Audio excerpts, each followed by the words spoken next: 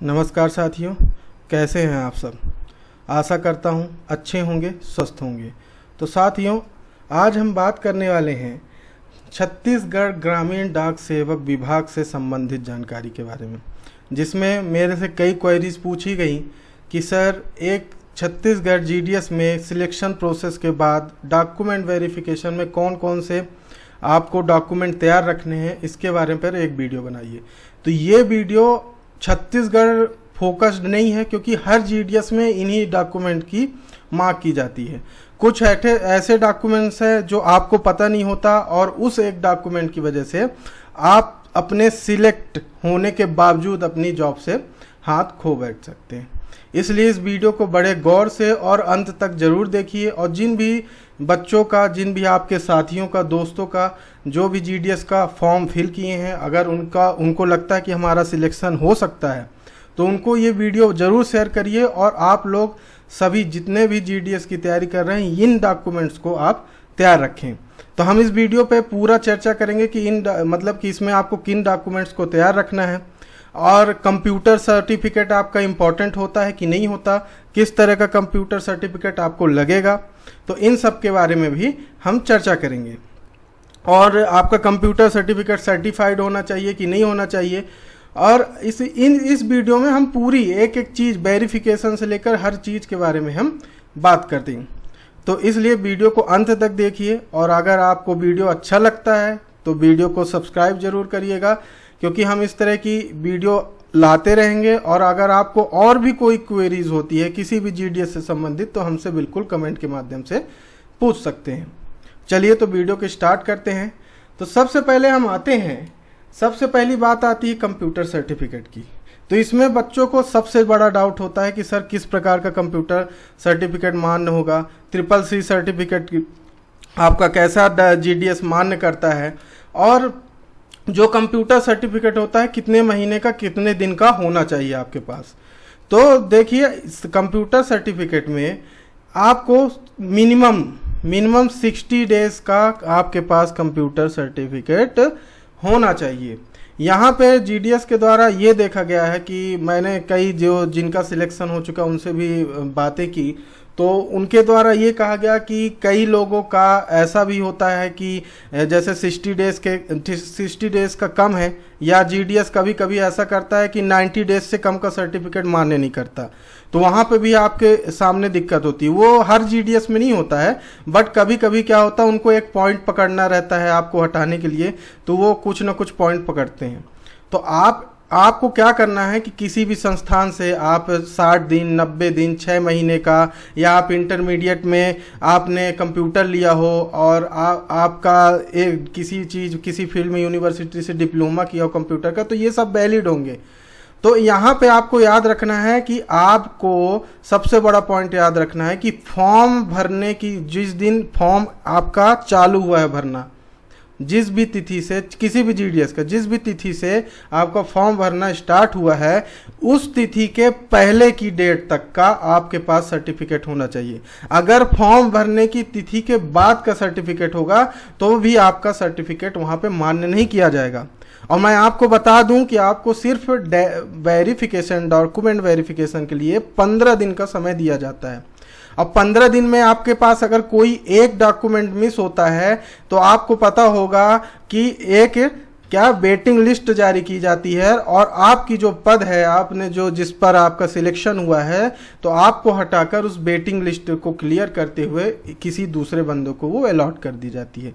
तो इसलिए बिल्कुल सतर्क रहिए, और आप लोग को पूरी तैयारी के साथ इसमें पूरा कंप्यूटर सर्टिफिकेट, आप लोग कोशिश करिए कि किसी भी प्राइवेट संस्थान से अगर आपके पास कंप्यूटर सर्टिफिकेट नहीं है, तो पिछले डेट का आप कंप्यूटर सर्टिफिकेट बना लीजिए, क्योंकि यहाँ पे आपको कुछ जुगाड़ भी करना पड़ेगा। जुगाड़ आप कर सकते हो, कोई दिक्कत की बात नहीं है। वहाँ पे आपसे कोई पूछने नहीं आ रहा है कि आपने कब किया, या किसी संस्थान में जाके आपसे पता करने नहीं आएंगे। तो आप क्या कर सकते हो, कुछ जुगाड़ का भी काम कर सकते हो। अगर आपके पास, अगर आपने फॉर्म भर दिया है और आपकी तिथि के बाद आपने कंप्यूटर सर्टिफिकेट का जो वो आपने ज्वाइन किया है कोर्स, तो वहाँ पे आपको दिक्कत होती है, तो आप अपनी संस्थान से या किसी प्राइवेट से संस्थान से बात कर लीजिए कि हमको सर ऐसी ऐसी प्रॉब्लम है, हमने जीडीएस का फॉर्म अप्लाई किया है, हमें अपने पिछले डेट का आप हमें सर्टिफिकेट अलॉट कर दीजिए।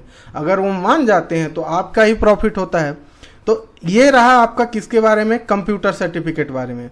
तो आपके लिए क्या है, कंप्यूटर सर्टिफिकेट अनिवार्य है। ठीक, अब हम आगे बात करते हैं कि अब आपको इसमें क्या डॉक्यूमेंट्स क्या क्या लगेंगे। ठीक, तो सबसे पहले आपको अपने पास तैयार रखना है 10th की मार्कशीट। ठीक, किसकी, 10th की। अगली बात करूं तो 10th की फेल मार्कशीट। अगर कोई बच्चा 10th में फेल हुआ है और उसके बाद सप्लीमेंट्री हुआ है, फेल हुआ है, तो उसके बाद एग्जाम देके दोबारा पास हुआ है, तो आपके पास 10th की फेल मार्कशीट भी होनी चाहिए। केवल पास वाली मार्कशीट नहीं, फेल वाली भी मार्कशीट जो अलॉट होती है वो भी मार्कशीट यहाँ पे जीडीएस मांगेगा। अगर आपने प्रोवाइड नहीं कराया तो आपका भी क्या होगा, आपकी भी पद को कैंसिल कर दिया जाएगा और किसी वेटिंग लिस्ट वाले को प्रोवाइड कर दिया जाएगा। इसलिए बिल्कुल आप लोग एक एक बात को समझिए और एक एक डॉक्यूमेंट को तैयार रखिए, क्योंकि आपको सिर्फ 15 दिन का समय दिया जाता है डॉक्यूमेंट वेरिफिकेशन के लिए। इस बात को याद रखिएगा। फिर नेक्स्ट पॉइंट पर चलते हैं। तो फिर आता है 12th मार्कशीट। अब 12th मार्कशीट कैसे, अब कुछ बच्चों के मन में सवाल आता है कि सर मैंने 10th में मतलब 10th कंप्लीट किया और एग्ज़ाम फॉर्म भरा, तो आप एग्ज़ाम फॉर्म नहीं भर सकते, क्योंकि 18+ के नीचे कोई भी एग्ज़ाम जीडीएस का नहीं भर सकता है, फिल नहीं भर सकता, इसका कोई भी फॉर्म नहीं भर सकता। इसलिए 12th के बाद ही अधिकतर क्या होते हैं आपके इसके सिलेक्शन प्रोसेस होती है, क्योंकि आप 18+ के 12th के बाद ही होते हो। तो आपको क्या तैयार रखना है, 12th की मार्कशीट रखना है। अब आपको अगला पॉइंट आपको देखिए क्या है, आधार कार्ड। आज की डेट में कहीं भी आप जाइए, कोई एग्ज़ाम देने भी आप अगर जाते हो, अगर कंपटीशन की तैयारी भी कर रहे हो आप, तो वहाँ पे सबसे मेन क्या होता है, आइडेंटिटी।